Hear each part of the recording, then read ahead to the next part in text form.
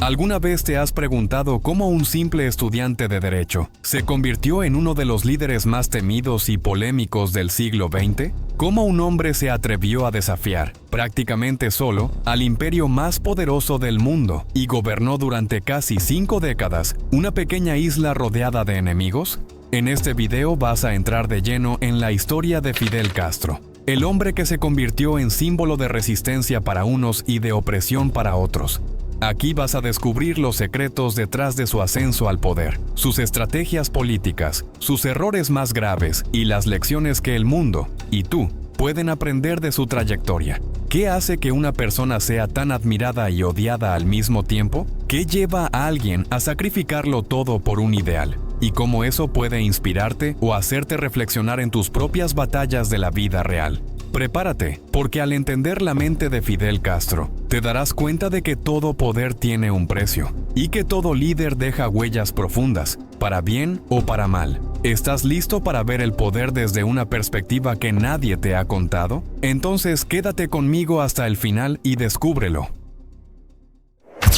Fidel Alejandro Castro Ruz nació el 13 de agosto de 1926 en Virán, un remoto poblado de la provincia de Holguín, al oriente de Cuba. El paisaje que lo vio llegar al mundo estaba dominado por extensas plantaciones de caña de azúcar y caminos de tierra, con un clima tropical que marcaba el ritmo de la vida campesina. Su padre, Ángel Castro y Argiz, era un inmigrante español de origen humilde que arribó a Cuba en 1898. Justo cuando la isla dejó de ser colonia española y pasó a la esfera de influencia de Estados Unidos. Con esfuerzo y perseverancia, Ángel se transformó en un poderoso terrateniente, dueño de 23,000 acres de tierra, donde imponía reglas casi feudales a cientos de empleados. Su vida familiar, sin embargo, fue complicada. Tras un primer matrimonio turbulento, formó una nueva familia con Lina Ruz González, una joven empleada de la casa, discreta pero de temperamento sólido. De esa unión nacieron 7 hijos, y Fidel fue el tercero. El nombre que eligieron para él, Fidel, que significa fiel o leal, también reflejaba la admiración por un líder local. Aunque la familia poseía recursos económicos, el ambiente en Virán era muy rústico, animales sueltos, costumbres sencillas y cierto contraste entre la abundancia de la mesa y la vida diaria casi primitiva. Desde pequeño Fidel mostró un carácter impetuoso. Si perdía en un partido de béisbol, podía abandonar el campo indignado, desafiando reglas y autoridades. Buscando disciplinarlo y ofrecerle una educación más formal, sus padres lo enviaron a Santiago de Cuba cuando tenía 6 años, al cuidado de un profesor particular. A los 8 se vio obligado a bautizarse en la Iglesia Católica, no por fervor religioso, sino porque los mejores colegios exigían ese requisito. Así ingresó en La Salle, donde muy pronto se ganó fama de alumno indisciplinado. Lo trasladaron luego al Colegio Dolores, administrado por jesuitas, reconocidos por su rigurosa formación moral e intelectual.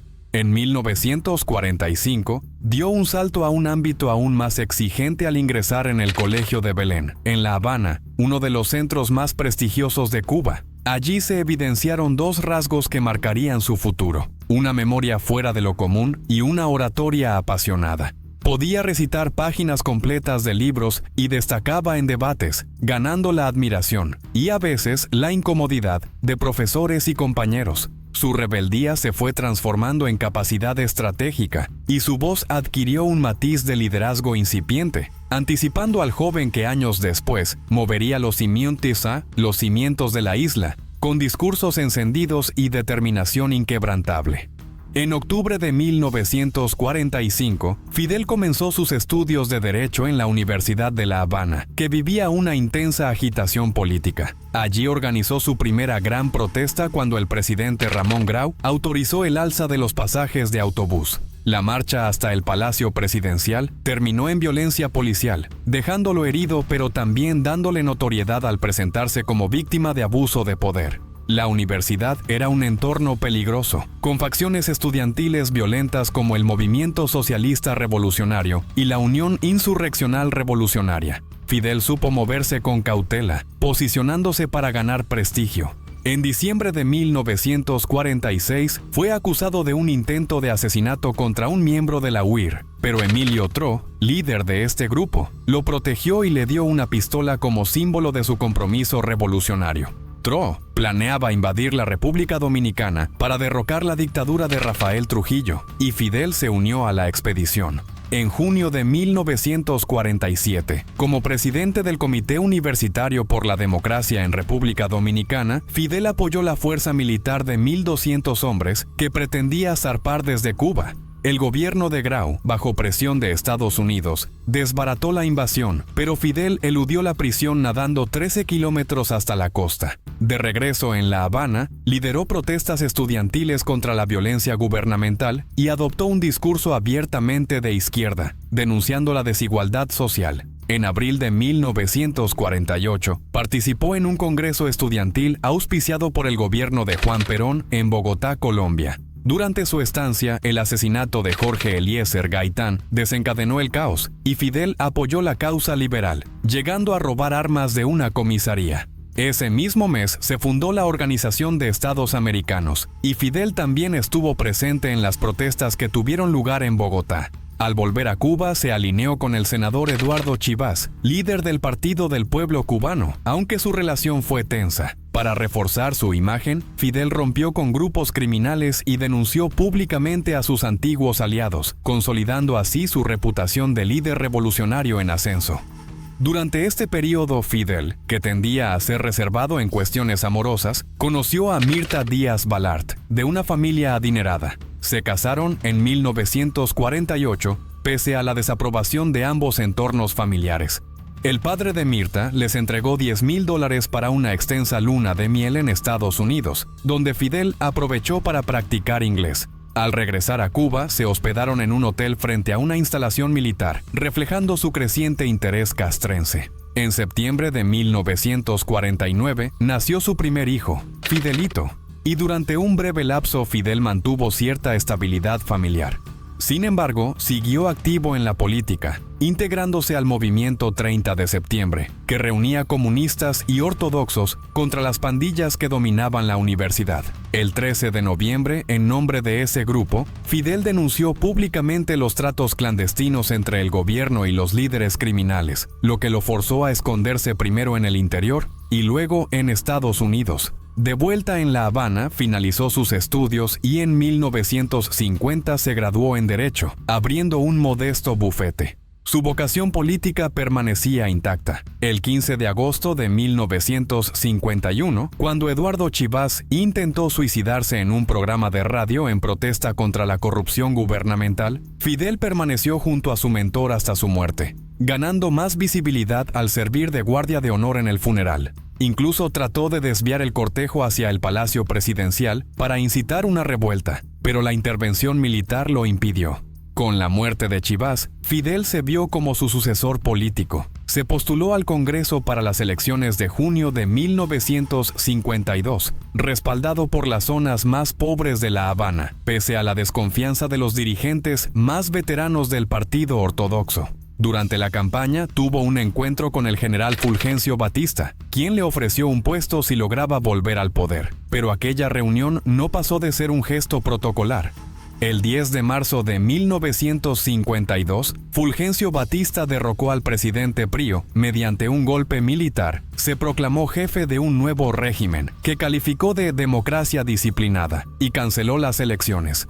Fidel consideró aquello una dictadura personal y decidió consagrarse a la lucha revolucionaria. Con antiguos aliados del Partido del Pueblo y nuevos partidarios de la universidad, viajó por la isla promoviendo su mensaje. En poco más de un año reunió a unos 12,000 seguidores, a quienes organizó en células independientes para evitar infiltraciones. Aún así, seguía enfrentando la falta de armas y recursos financieros. En la búsqueda de equipamiento, Fidel planeó asaltar el cuartel Moncada el 26 de julio de 1953. La acción fracasó por problemas mecánicos y errores de navegación que anularon el factor sorpresa. Los rebeldes enfrentaron una sólida defensa y sufrieron numerosas bajas, con muchos capturados y torturados. 69 de ellos fueron ejecutados.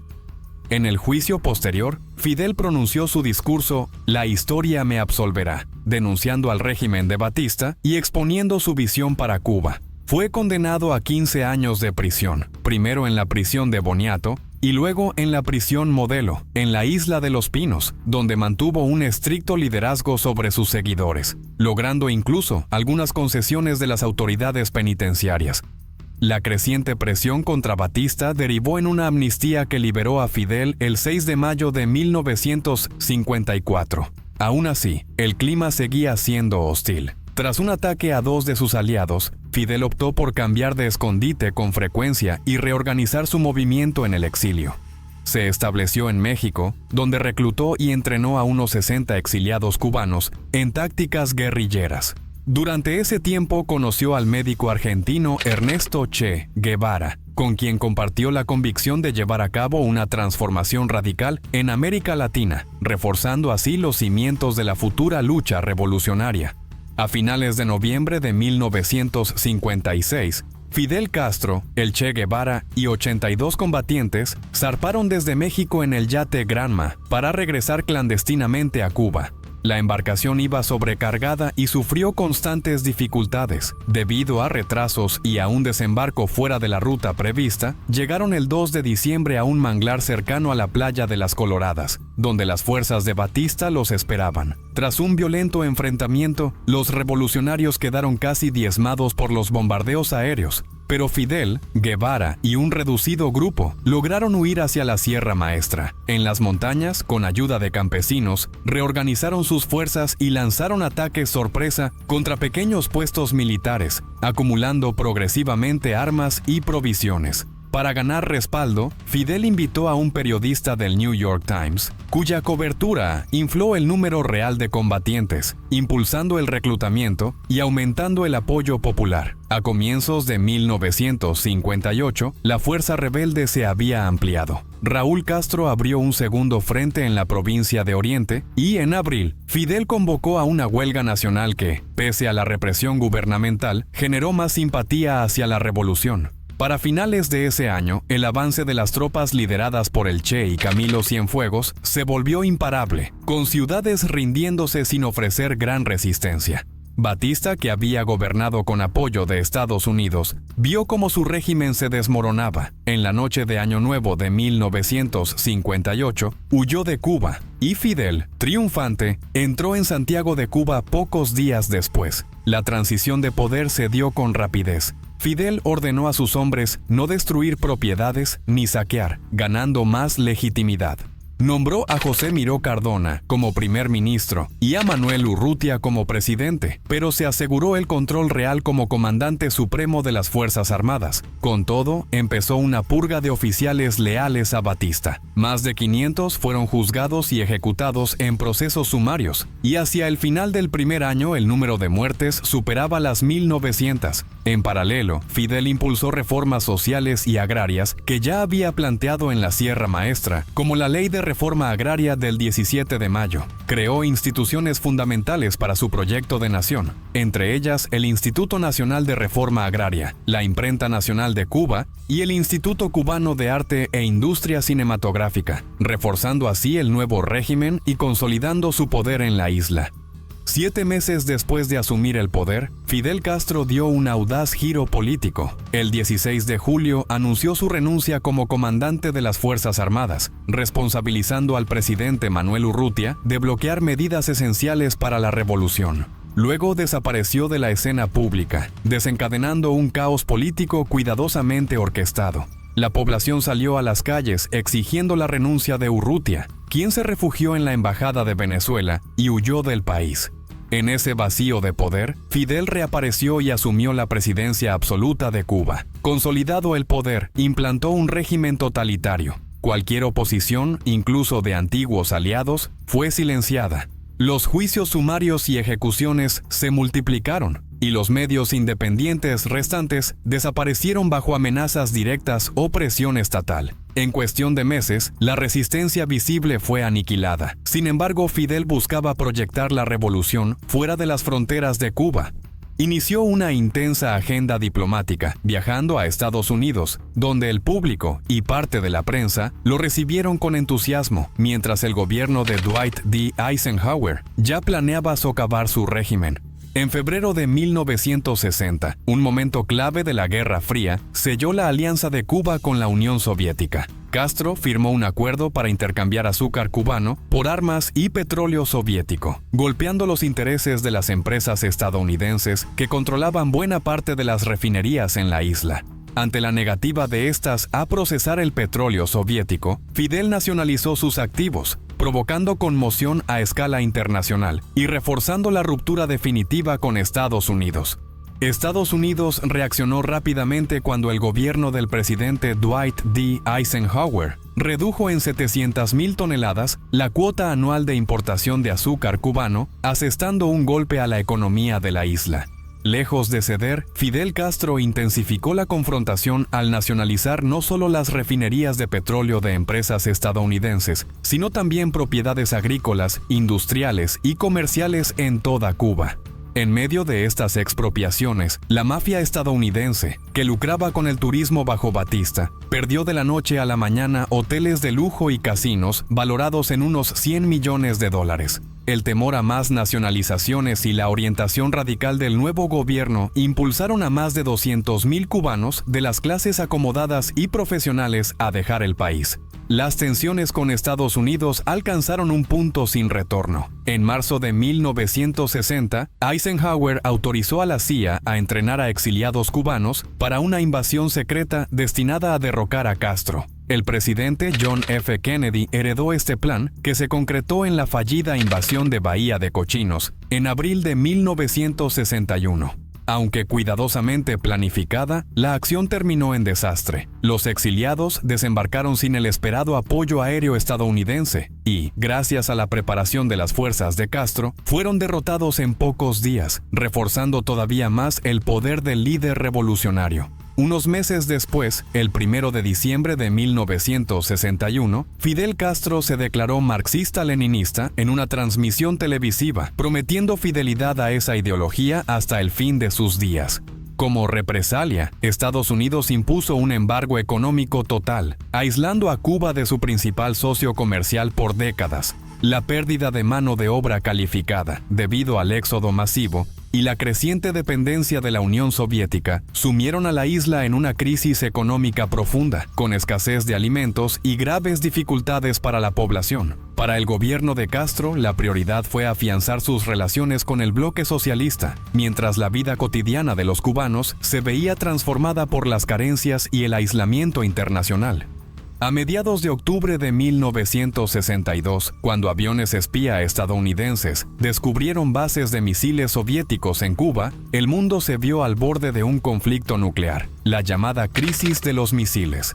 La Unión Soviética, tras vacilar inicialmente en su alianza con Fidel Castro, buscó desafiar la hegemonía estadounidense, instalando armas estratégicas a apenas 145 kilómetros de las costas de Estados Unidos. En respuesta, el presidente John F. Kennedy decretó un bloqueo naval y advirtió que cualquier ataque lanzado desde la isla se interpretaría como una agresión directa soviética. Durante 13 días, ambas potencias intercambiaron amenazas en un ambiente de máxima tensión. Fidel, convencido de una inminente invasión, incluso llegó a pedir a Nikita Jrushchov que iniciara un ataque nuclear preventivo si las fuerzas estadounidenses atacaban Cuba. Finalmente, Jrushchov accedió a retirar los misiles a cambio de que Washington prometiera no invadir la isla y retirara en secreto misiles de Turquía. Aunque su intervención había sido decisiva, Castro se sintió relegado en las negociaciones. Para apaciguarlo, Jrushchov lo invitó a un viaje de 40 días por la Unión Soviética, prometiendo más respaldo económico. Sin embargo, la economía cubana continuaba resentida por el embargo y las crecientes dificultades internas. En 1965, Estados Unidos anunció que recibiría a los refugiados cubanos, desencadenando una nueva ola de migración masiva. Miles de cubanos, agotados por la escasez y sin perspectivas de mejora, abandonaron la isla en busca de mejores oportunidades. Este éxodo de profesionales y mano de obra calificada agravó los problemas económicos de Cuba, forzando a Fidel a depender cada vez más del apoyo soviético para sostener su revolución y enfrentar el bloqueo impuesto por Estados Unidos. Con la disminución de las tensiones internacionales, Fidel Castro apostó por la agricultura, fijando metas sumamente ambiciosas: 5,5 millones de toneladas de azúcar para 1965 y 10 millones para 1970. Sin embargo, la infraestructura y los recursos de Cuba no bastaban para sostener tales cifras. Pese a las advertencias de asesores, Fidel concentró casi todo el presupuesto nacional en la industria azucarera, desatendiendo otros sectores y haciendo que la economía dependiera en exceso de un único producto. Toda la sociedad fue movilizada. Niños, ancianos y militares participaron en los campos de trabajo, cortando caña bajo el sol abrasador. Incluso se decía que Fidel, como gesto simbólico, trabajaba varias horas diarias junto al pueblo. Pero los problemas estructurales superaron cualquier esfuerzo colectivo, y mientras la producción azucarera absorbía todos los recursos, otras áreas de la economía se hundieron, algunas reduciendo su actividad en un 40%. Lejos de alcanzar la prosperidad prometida, los objetivos no se cumplieron, y Cuba terminó más endeudada y dependiente de la Unión Soviética. Para Fidel, el fracaso significó un duro golpe a su credibilidad y la constatación de que el idealismo revolucionario, por sí solo, no bastaba para sostener la economía de la isla. En 1970, ya era evidente que el sueño de alcanzar una cosecha de 10 millones de toneladas de azúcar había sido una completa fantasía. En un momento dramático y cargado de simbolismo, Fidel Castro se dirigió al pueblo cubano a través de la radio para anunciar oficialmente el fracaso del plan. Fiel a su estilo teatral y calculador, renunció públicamente a su cargo de presidente, un gesto que conmocionó a la nación. Sin embargo, como en un guión político cuidadosamente preparado, el pueblo salió a las calles clamando por su regreso. Y tal como había previsto, Castro volvió al poder aún más fortalecido, dejando atrás la crisis del azúcar y proyectando nuevamente su imagen de líder indispensable. La década de los 70 marcó un nuevo capítulo en el gobierno de Fidel Castro. Con sus políticas internas en crisis, decidió enfocar sus esfuerzos en expandir la influencia de Cuba a nivel internacional. Su visión de una revolución global llevó al país a involucrarse en diversos conflictos armados, apoyando movimientos guerrilleros y causas revolucionarias alrededor del mundo. Cuba envió miles de soldados a luchar en guerras civiles en África, destacándose especialmente en Angola y Etiopía, e incluso se involucró en conflictos en lugares tan distantes como Somalia. Para Castro, la revolución cubana debía trascender las fronteras de la isla y convertirse en un símbolo mundial de resistencia al imperialismo.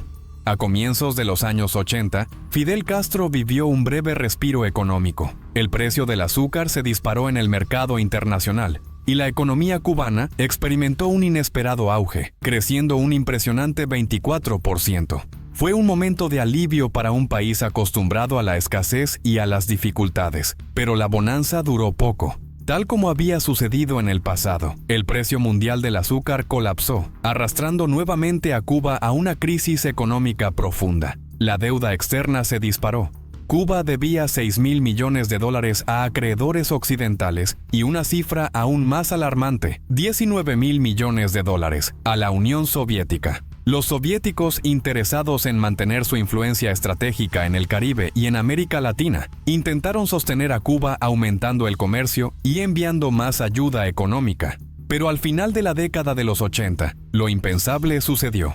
La propia Unión Soviética comenzó a desmoronarse. El mundo estaba cambiando rápidamente, y Fidel Castro, que había construido toda su estrategia económica y política en torno al respaldo soviético, se preparaba sin saberlo para enfrentar uno de los momentos más difíciles de su vida y de la historia de Cuba. La desaparición de su mayor aliado pondría a prueba una vez más su capacidad de sobrevivir y de mantenerse en el poder frente a un escenario global cada vez más adverso. Con la caída de la Unión Soviética en 1991, Cuba entró en el período especial, marcado por escasez de alimentos, apagones y colapso económico. En 1993, Fidel autorizó pequeños negocios privados y en 1994 permitió la llegada de capital extranjero, sobre todo en el sector turístico, sin ceder en el control político. En 2003 encarceló a opositores y periodistas, recordando los tiempos más duros de represión. En julio de 2006, una grave crisis de salud lo obligó a delegar el poder en su hermano Raúl. Una década más tarde, el 26 de noviembre de 2016, Fidel Castro murió sin que se anunciara la causa exacta. Cuba decretó 9 días de luto, poniendo fin a la era del líder que marcó la historia de la isla por más de medio siglo. Fidel Castro sobrevivió a lo imposible, enfrentó atentados, bloqueos económicos, crisis devastadoras y resistió incluso al colapso de sus propios aliados. Se reinventó una y otra vez, no por flexibilidad ideológica, sino por una pura y dura necesidad de supervivencia. Quizás ese sea el mayor enigma de su trayectoria. Fue un hombre que nunca dudó en sacrificarlo todo, incluso el bienestar de su propio pueblo, en nombre de un ideal que solo él parecía comprender hasta el final. Un líder que desafió al mundo entero, pero que también sumergió a su nación en décadas de sacrificios, carencias y aislamiento. Hoy, casi una década después de su muerte, el fantasma de Fidel todavía camina por las calles de La Habana. Está presente en la arquitectura deteriorada, en las viejas banderas descoloridas, en los discursos oficiales, pero también en el silencio de quienes sobrevivieron a los años más duros de su régimen. Después de todo, ¿Fidel Castro fue un visionario que protegió a Cuba de las garras del imperialismo? ¿O un líder obsesionado que mantuvo a su isla prisionera de un pasado que ya no existía? Esa respuesta no le corresponde solo a la historia, también te corresponde a ti. Me gustaría saber tu opinión. ¿Fidel Castro fue un héroe revolucionario que desafió lo imposible? ¿O un dictador que no supo cuándo detenerse? Déjamelo en los comentarios. Tu punto de vista es esencial para este debate. Y si te apasiona sumergirte en historias profundas, polémicas y complejas como esta, no olvides dejar tu like, suscribirte al canal, activar la campanita y acompañarnos en los próximos videos. Porque el pasado nunca muere del todo, solo espera el momento adecuado para ser recordado. Nos vemos en el próximo episodio.